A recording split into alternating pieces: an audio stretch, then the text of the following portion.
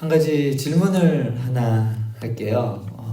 우리 성도님들은 요새 최근에 가장 깊은 대화를 누구랑 나누고 계십니까? 그래도 이 사람만큼은 내 속을 터놓고 이야기해도 될 만한 사람, 그런 사람이 있습니까? 바쁜 일상 속에서 진심을 털어놓을 수 있는 사람을 찾기란 쉽지 않습니다.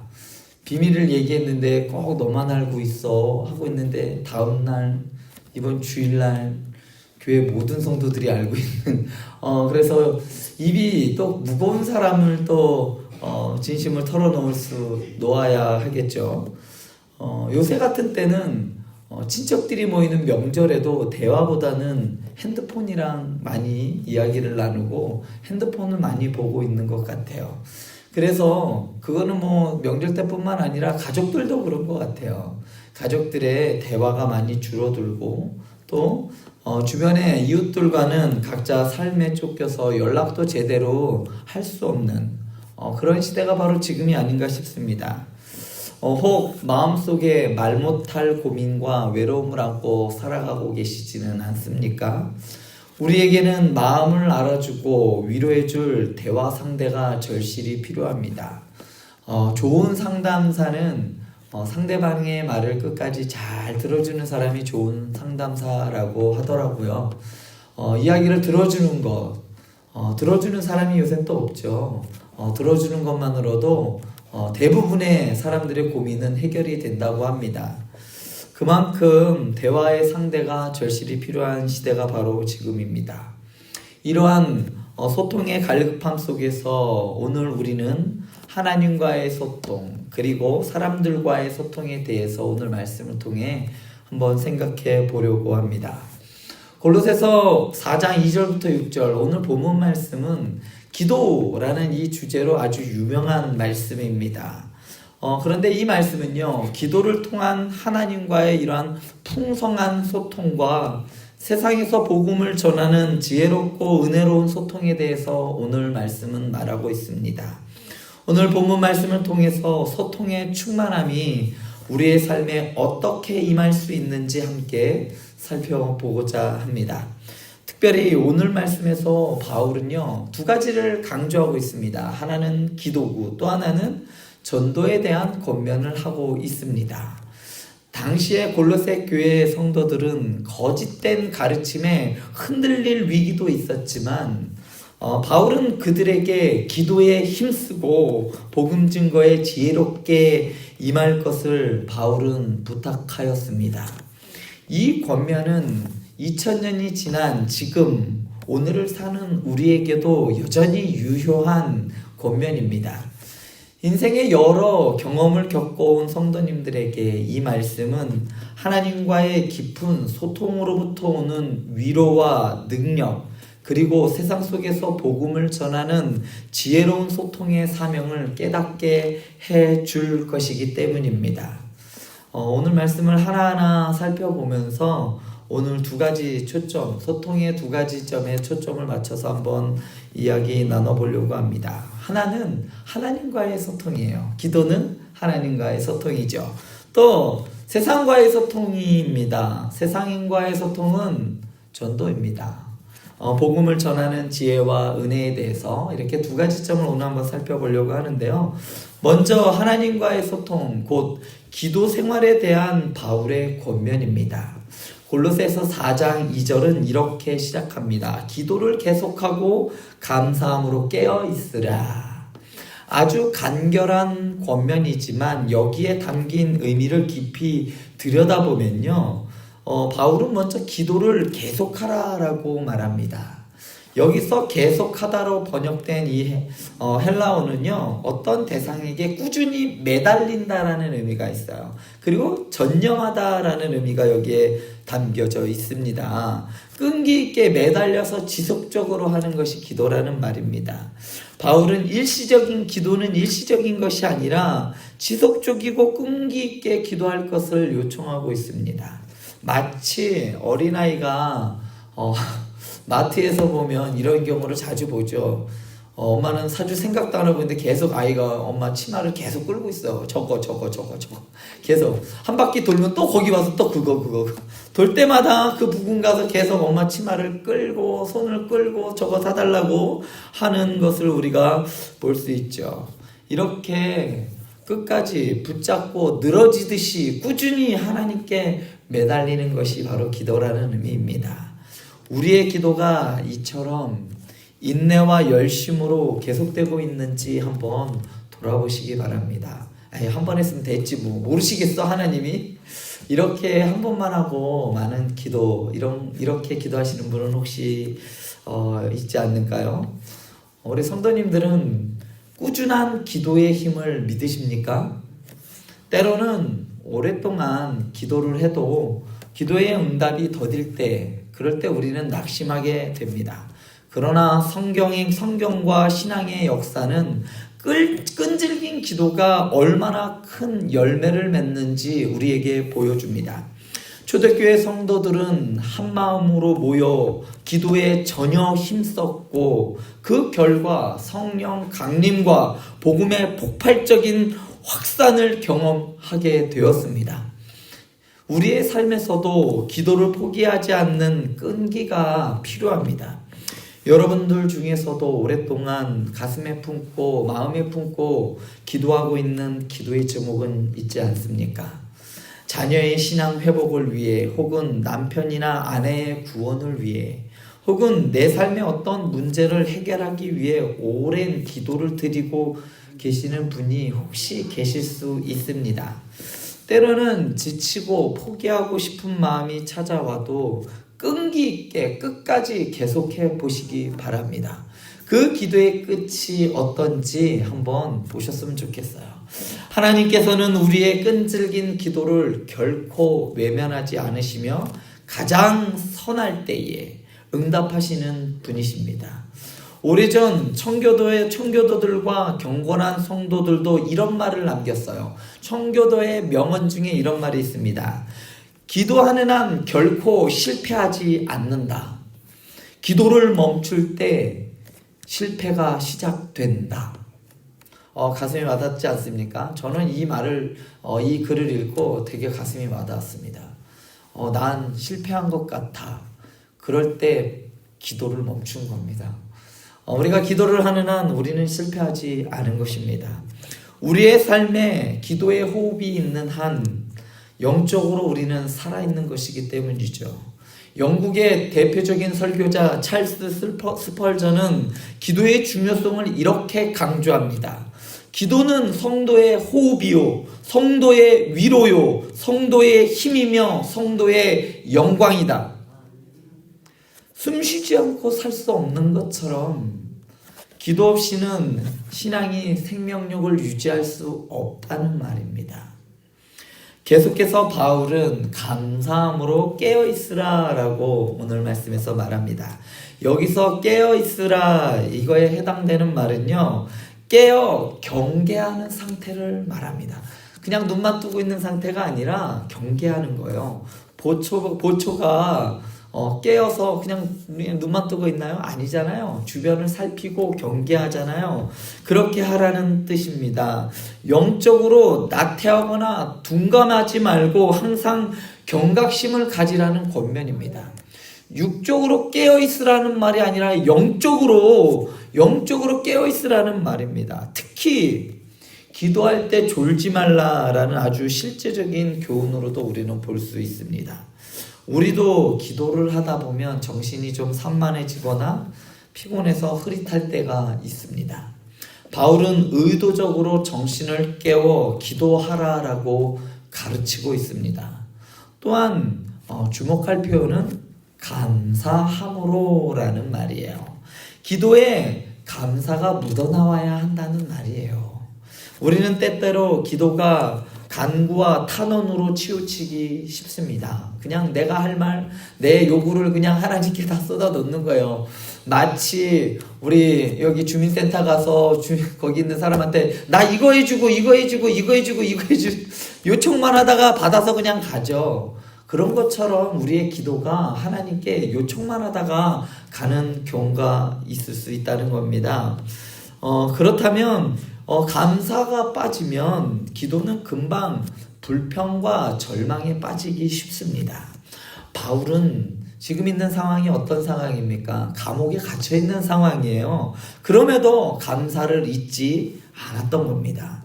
하나님께 받은 은혜를 기억하며 감사할 때 우리 마음은 더욱더 깨어있게 되는 겁니다. 감사는 영혼을 밝히는 영적인 각성제와 같은 것이 바로 기도입니다. 문제 앞에서 탄식과 간구만이 아니라 감사의 제목을 찾아 기도할 때 하나님이 주시는 평강과 기쁨으로 영적 잠에서 깨어날 수 있는 겁니다. 혹시 삶에서 힘들어서 감사할 것이 없다고 느껴질 때라도 작은 것부터 감사의 입술을 열어보시기 바랍니다. 숨쉬고 살아있는 오늘, 지금 이 시간 예배 드릴 수 있는 믿음, 함께 신앙생활하고 있는 성도들, 그런 감사로 하나님께 나아갈 때 마음의 눈이, 우리의 신앙의 눈이 떠질 것입니다. 기도의 사람 바울은 감옥에서도 감사함으로 깨어 있었고 그 감사의 기도를 통해 하나님의 역사하심을 기대하였습니다. 우리도 감사함으로 감사와 깨어 있음으로 하나님과 소통하려고 힘쓸 때 하나님께서 우리의 영혼을 새롭게 하시고 응답의 문을 열어주실 줄 믿습니다. 이제 바울은 3절에서 기도의 제목을 제시해요. 또한 우리를 위하여 기도하되 하나님이 전도할 문을 우리에게 열어주사 그리스도의 비밀을 말하게 하시기를 구하라 라고 말합니다. 바울 자신의 상황을 생각한다면 가장 먼저 떠오르는 기도의 제목이 무엇일까요? 감옥에 갇혀있는 사람이 가장 기도 많이 할 제목은 풀려나게 해주세요, 나가게 해주세요가 아니겠습니까? 하지만 놀랍게도 바울은요, 자신의 편안함이 아닌 복음 전파의 문을 열어주도록 기도하라고 하고 부탁하고 있습니다. 그는 복음의 문, 전도의 기회만 있다면 감옥에 있는 것쯤은 개의치 않았던 사람이 바로 바울입니다. 여기서 우리는 바울의 열정과 그가 우선순위를 어떻게 매기고 있는지 오늘 말씀을 통해 배울 수 있습니다. 바울은 그리스도의 비밀, 즉 복음의 신비를 전하는 일이 가장 그에게 중요했기 때문에 자신이 메인 것은 그 메인 것쯤은 복음을 위한 것이라고 여길 수 있었습니다. 여기서 그리스도의 비밀이란 예수 그리스도께서 모든 민족에게 베푸신 구원의 복음을 말합니다. 십자가와 부활로 이루어진 구원, 유대인과 이방인을 모두 하나 되게 하신 하나님의 그 경륜 등이 그 신비였는데 이제는 예수 그리스도를 통해 밝혀지어서 모든 사람이 듣게 되었다는 겁니다. 바울은 바로 이 복음의 신비한 진리를 담대하게 전하기를 원했고 그것을 위해 기도를 요청한 것입니다. 사도 바울이 성도들에게 우리를 위해 기도해달라라고 부탁하는 장면을 한번 상상해 보시기 바랍니다. 위대한 사도였습니다. 바울이 어떤 사람입니까? 그 풍랑 속에도 살아났고 그 병든 사람도 고쳤고 아주 복음 전도의 아주 위대한 사역자, 사도가 바로 바울이 아니었습니까? 그런데 그 사도라도 기도의 도움이 필요했던 겁니다. 바울은 스스로 부족함을 알았기 때문에 평신도 성도들이 드리는 그 중보 기도의 힘을 누구보다도 소중히 여겼습니다. 오늘날 목회자나 선교사들도 마찬가지입니다. 우리가 금요기도회나 새벽기도 때 가장 먼저 기도하는 게 교회와 담임 목사님을 위해 기도하는데 어떤 분들은 아니 그걸 꼭 그리고 매일 그걸 해야 돼요 라고 하시는 분들이 있더라고요. 그런데요, 성경은요, 바울도 나를 위해서 좀 기도해 달라고 했어요. 목회자들은 성도들의 이러한 중보 기도가 너무나 소중합니다. 그러한 기도를 통해서 바른 목회를 할 수 있는 터가 세워져 가는 것이지요. 마찬가지로 복음 전하는 일에 앞장선 이들을 위해 우리는 기도로 후원해야 하는 겁니다. 바울의 시대나 지금이나 영적 일꾼들을 위한 성도의 기도는 필수적인 겁니다. 교회 사역자들뿐만 아니라 복음을 전하려고 하는 주변의 형제 자매들 그리고 선교사님들을 위해 틈나는 대로 기도해 주시기 바랍니다. 우리가 서로를 위해 이렇게 기도할 때 하나님께서 복음 전파의 문을 활짝 열어주실 줄 믿습니다. 바울은 이어서 4절에서 또 내가 마땅히 할 말로써 이 비밀을 나타내리라 라고 덧붙여요. 복음의 문이 열리면 자신은 마땅히 할 말을 담대하면서 분명하게 자신은 전하겠다라는 말이에요. 비록 자신은 쇠사슬에 매여 있어도 입을 열어 복음 밝히기를 원했습니다. 그가 원했던 것은 풀려남이 아니라 어디에서든지 복음을 전할 수 있는 그 감옥에서조차도 길이 열리면 나는 복음을 전하겠다라는 겁니다. 감옥에 있는 상황까지도 복음을 전할 수 있는 기회로 삼았습니다. 자신에게 주어진 사명을 최선을 다해 감당하려는 열정이 다 바울에게는 있었습니다. 우리가 여기서 생각해 볼 점은 과연 나는 이 복음을 전하는 이 일을 위해 얼만큼 간절히 기도하고 있는가라는 질문을 한번 스스로에게 던져보시기 바랍니다. 혹 내 삶의 그 어려움들에만 매여 있어서 하나님의 나라를 구하는 기도를 잊고 지내고 있지는 않았는지 한번 돌아보시기 바랍니다. 바울처럼 우리도 복음 전파의 기회를 위해 우리도 기도를 해야 합니다. 특별히 가정과 일터, 친구 관계 속에서 전도의 문이 열리도록 구해보시기 바랍니다. 하나님께서 놀라운 길을 예비하시고 우리에게 마땅히 할 말로 복음을 전할 용기도 주실 줄 믿습니다. 지금까지는 하나님과의 소통에 대해서 한번 살펴보았는데요. 꾸준한 기도, 그리고 깨어있는 기도, 감사하는 기도, 복음을 위한 기도가 우리의 삶의 풍성이 임할 때 우리의 심령은 위로와 능력으로 충만해질 것입니다. 매일의 삶 속에서 하나님과 대화하는 기쁨을 누리시길 바랍니다. 세상 일에 치여서 좀 바쁘다고 하나님과의 대화를 소홀히 하는 것은 저는 큰 손해라고 생각합니다. 오히려 하나님과 지속적으로 대화할 때 세상을 이길 힘과 지혜를 주신다라는 것을 깨달을 수 있습니다. 사랑하는 행복한 교회 성도 여러분, 기도의 자리에서 누리는 하나님과의 깊은 교제가 여러분의 지친 마음을 어루만지시고 새 힘을 북돋워 주실 줄 믿습니다. 바울은 두 번째로 세상과의 소통에 대하여 권면을 하고 있습니다. 5절과 6절에서는 믿지 않는 사람들을 향한 우리의 말과 행동에 대하여 구체적으로 가르침을 주고 있는데, 외인에 대하여 지혜로 행하여 세월을 아끼라. 너희 말을 항상 은혜 가운데서 소금으로 맛을 낸과 같이 하라 라고 하였습니다.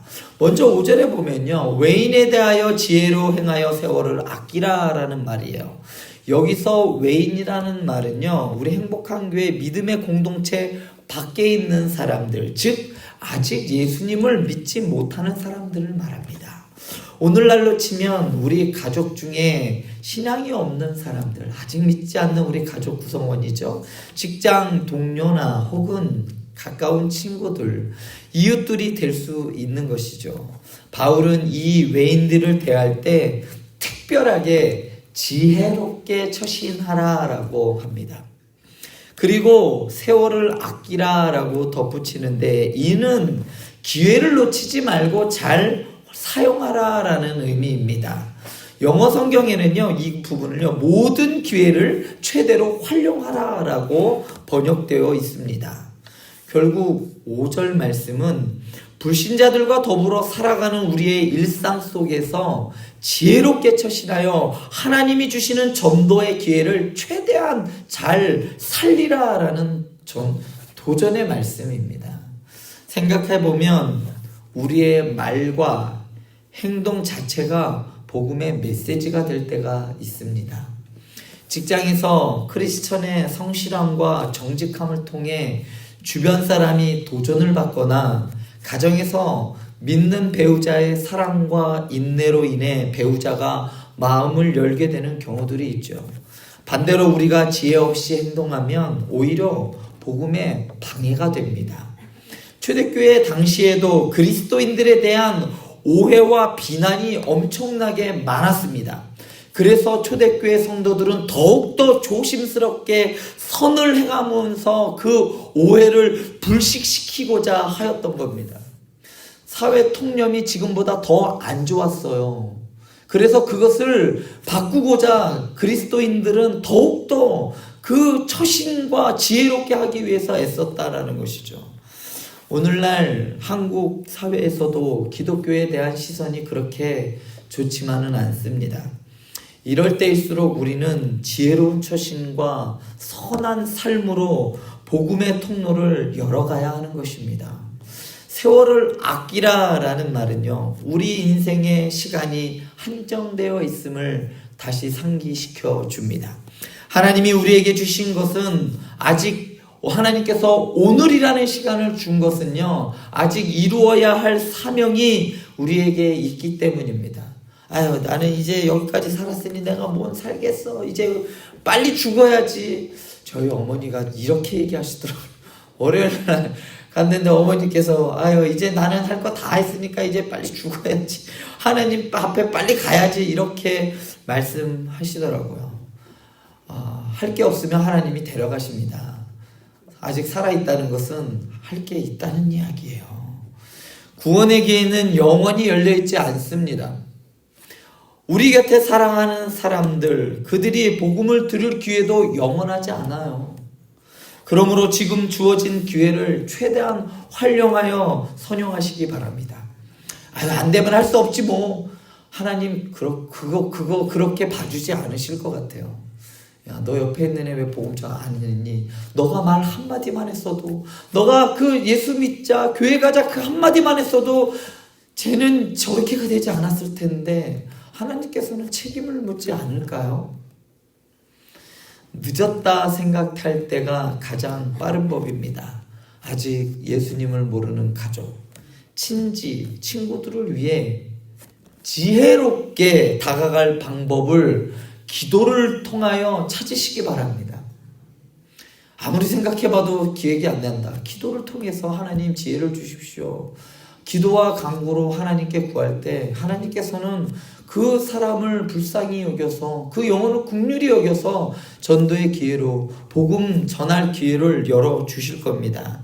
작은 친절이나 관심의 표현, 진심 어린 경청이나 도움을 통해 그들의 마음이 열리기를 구하시기 바랍니다. 세월을 아끼라는 말씀을 마음에 새기고 하나님께서 허락하신 만남과 상황 속에서 복음의 씨앗을 심는 지혜로운 지혜를 실천하는 저와 여러분들 되시길 간절히 축원드립니다. 또한 5절이 행동에 관한 권면이라면요, 6절은 말에 대한 권면입니다. 너희 말을 항상 은혜 가운데서 소금으로 맛을 낸과 같이 하라. 말의 중요성은 아무리 강조해도 지나치지 않습니다. 특히 믿지 않는 사람들과의 대화할 때 우리의 말 한마디가 그들에게는 기독교의 이미지로 남아버리기 때문입니다. 그래서 바울은 항상 은혜로운 말을 하라라고 권면합니다. 은혜 가운데 말하라는 것은요, 친절하고 사랑이 넘치는 말투와 내용을 뜻합니다. 여기서 은혜, 우리 잘 알죠? 카리스라고 하는 이 은혜, 이것은 원래 호의, 친절, 매력이라는 뜻도 여기에 있어요. 우리가 대화를 할 때 상대방이 부담을 느끼지 않고 호의를 품을 수 있도록 말하는 것을 가리키는 겁니다. 퉁명스럽게 떽떽거리면서 말하면 상대방이 호의를 느낄 수 있을까요? 아니죠. 신앙 이야기를 할 때도 정죄하거나 딱딱하게 들리기보다는 부드럽고 진실하게 은혜가 묻어나게 말해야 하는 겁니다. 참 저도 이 부분은 어렵습니다. 저도 목소리가 크고 퉁명스러운 부분이 있어서 제 친구들에게 참 그런 말 많이 들었는데, 너 보면 교회 가기가 싫어 이런 얘기를 고등학교 때 들었는데, 쟤 때문에 나 상처받았어. 알고 봤더니 제가 상처받은 것보다 그 친구가 예수를 믿지 않게 되었다는 것이 저에겐, 아니 하나님께 더 큰 상처가 되지 않았을까 싶습니다. 흔히 기독교에 대해 편견을 가진 사람들은 그리스도인의 말이 율법적이고 재미없고 엄숙하기만 하다고 생각합니다. 바울은 그런 고정관념을 깨뜨리듯이 우리의 말에 하나님의 은혜의 향기가 묻어나야 함을 강조하고 있습니다. 그 은혜는요, 하나님의 은혜일 뿐만 아니라 듣는 이에게 호감을 주는 인간적인 은혜, 친절함이라고 하겠죠. 이것도 포함된다라고 볼 수 있습니다. 또 바울은 우리의 말을 소금으로 마슬렘과 같이 하라라고 비유합니다. 이 말의 뜻이 뭘까요? 좀 짜게 좀 해라, 좀 말을 좀 아껴라, 이런 말일까요? 소금으로 마슬렘같이 말하라라는 말이 어떤 뜻일까요? 아주 독특한 표현인데요.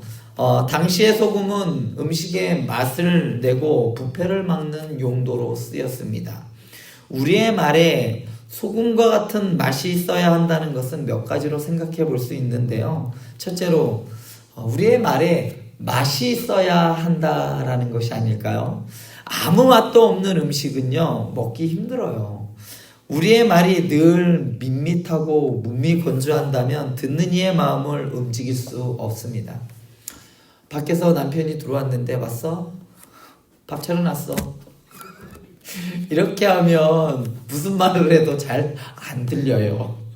지혜로운 비유나 적절한 유머, 따뜻한 말 한마디는 복음의 내용을 더 효과적으로 전달할 수 있습니다. 실제로 고대 그리스 문헌에서 재치 있는 대화를 소금으로 만낸 말이다라고 표현을 했습니다. 그러므로 크리스천이라고 해서 진지함과 좀 진중해야 한다, 진지함만 강조하지 말고요. 이러한 좀 웃음으로 좀 쪼크도 있고 좀 부담 없이 좀 이야기할 수 있게 가까이 다가갈 수 있는 말들도 필요하다고 생각합니다. 예수님도 일상의 비유와 때로는 재치 있는 질문으로 사람들의 마음을 열었습니다. 우리의 말이 진리의 엄숙함과 따뜻함과 그러한 매력이 조화를 이루어야 하지 않을까요? 두 번째로 소금은요, 부패를 막죠. 이는 우리의 말이 세속적인 부패와 죄된 농담에 물들지 않고 순수함을 간직해야 한다는 뜻입니다. 에베소서 4장 29절에 보면요, 더러운 말은 입 밖에도 내지 말고 오직 덕을 세우는데 소용되는 대로 선한 말을 하라라고 했어요. 믿는 사람의 입에서 상대를 비하하거나 상처 주는 말, 거짓이나 부정한 말이 나와서는 안 됩니다. 대신 격려와 진리의 말을 전해야 하는 것이죠.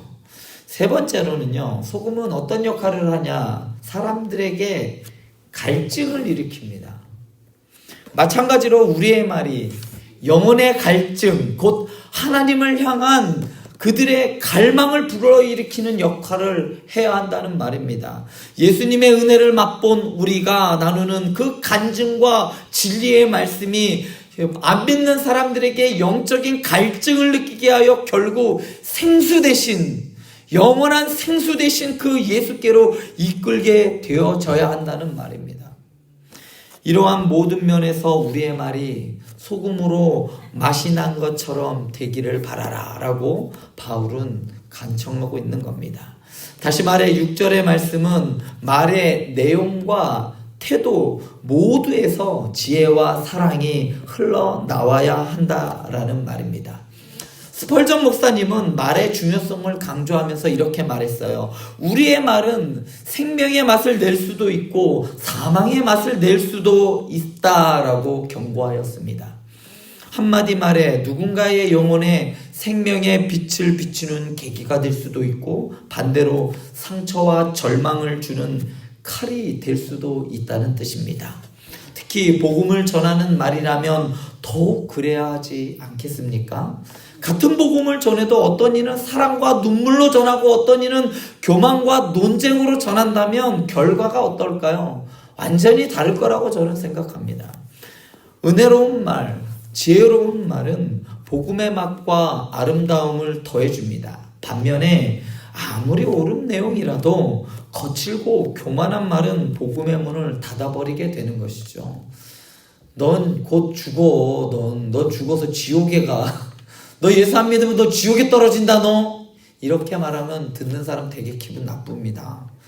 맞는 말이지만 상대방을 고려해서 부드럽게 지혜롭게 말씀하시기 바랍니다. 여러분 주변에 혹시 교회나 복음에 반감을 가진 분이 없습니까? 우리가 그런 분들과 대화할 때 이 말씀을 기억했으면 좋겠습니다.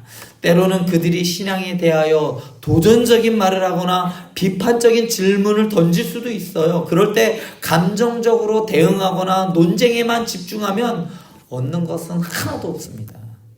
베드로전서 3장 15절도 누구에게든지 답할 것을 항상 준비해야 돼 온유와 두려움으로 하라라고 말하고 있습니다. 상대방을 잘 경청하며 온유함으로 진리를 전할 때 오히려 그들의 마음에 변화가 일어날 수 있는 겁니다.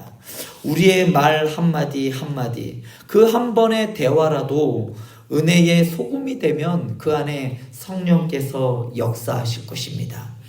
바울은 6절 끝부분에서 그 이유를 설명합니다.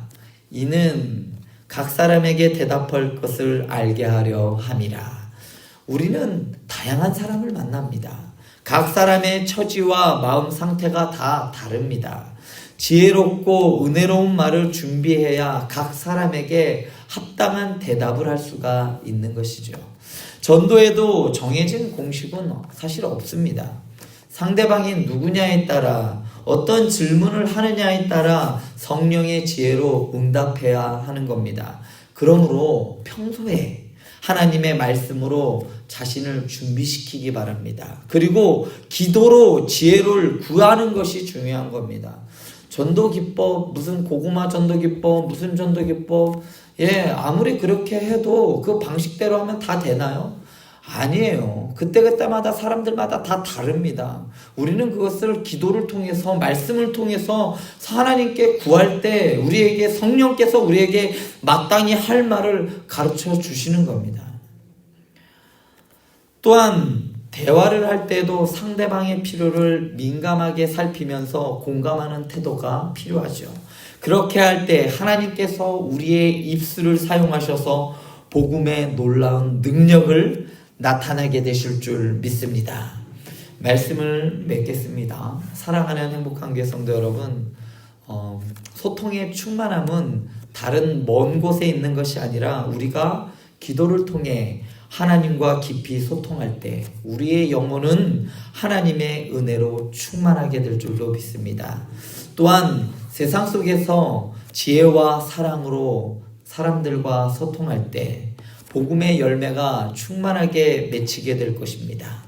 골로새서 4장 2절에서 6절 오늘 본문 말씀은 두 축으로 우리에게 도전합니다. 하나는 하나님께 열심으로 기도하라. 그리고 두 번째로는 세상 사람들에게 지혜롭고 은혜롭게 말하며 행동하라. 이 두 가지를 통해 하나님께서는 영광 받으시고 우리 삶에는 소통의 풍성한 열매가 맺혀가게 될 것입니다. 이제 우리 한번 각자에게 질문을 던져보시기 바랍니다. 나는 기도의 삶을 회복하기 위해 오늘 무엇을 결단할 것인가?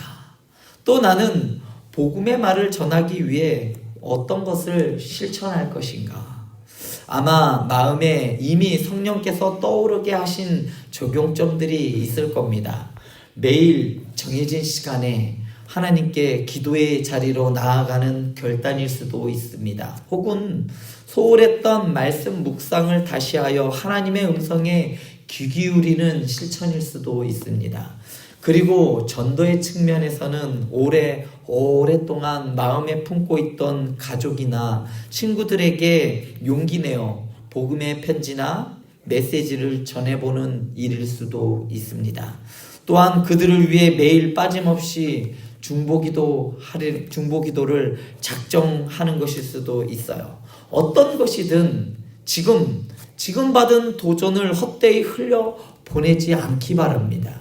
결단은 우리의 몫이고 능력과 결과는 하나님의 몫입니다. 우리가 순종하며 씨를 뿌릴 때 하나님께서 자라게 하시는 거예요. 특별히 기도에 결단을 하시기 바랍니다. 하나님과의 소통이 회복될 때 우리 마음의 위로와 담대함이 넘치고 그 힘으로 세상과 바르게 소통할 수 있기 때문입니다. 기도 없는 전도, 성령의 능력 없는 말의 설득은 힘이 없습니다. 그러니 먼저 기도의 무릎을 꿇으시기 바랍니다.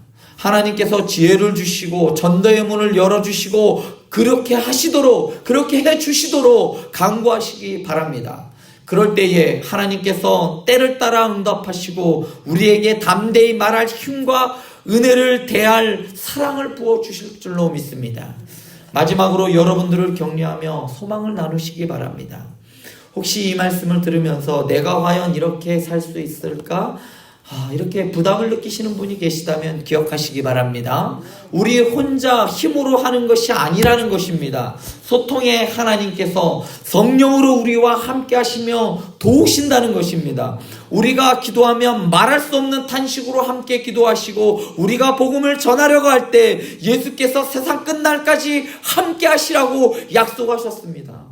그러니 두려워하지 마시고 용기 내시기 바랍니다. 하나님은 우리의 부족한 입술에도 은혜의 소금을 치셔서 능력 있게 사용하시고 때로는 우리의 어눌한 그 한마디 말을 통해서도 상대방의 마음을 움직이시고 복음의 씨앗이 그들의 심령 가운데 뿌려지게 하실 것입니다. 하나님과의 소통이 충만한 사람은 얼굴에 그 기쁨과 평안이 나타나 보이게 되어 있어요. 사람들과의 소통이 은혜로운 사람은 주변에 향기와 생명을 전하게 되어 있습니다. 집으로 돌아가실 때 마음에 결심한 한 가지 실천을 바로 행동에 옮겨보시기 바랍니다. 하나님께 짧게라도 기도의 시간을 드리시거나 아니면 가족들에게 따뜻한 말 한마디를 전하는 것이에요. 그렇게 작은 순종을 시작할 때 성령께서 크게 역사하실 줄 믿습니다. 소통의 충만함을 사모하는 행복한 교회 성도 여러분, 하나님께서 여러분들을 각자를 통해 기도의 능력과 복음의 능력을 드러내실 겁니다. 위로의 하나님께서 여러분들의 기도 가운데 친히 위로하시고 인도하시고 능력의 하나님께서 여러분들의 입술을 통해 복음의 생명을 전하도록 여러분들을 사용하실 것입니다.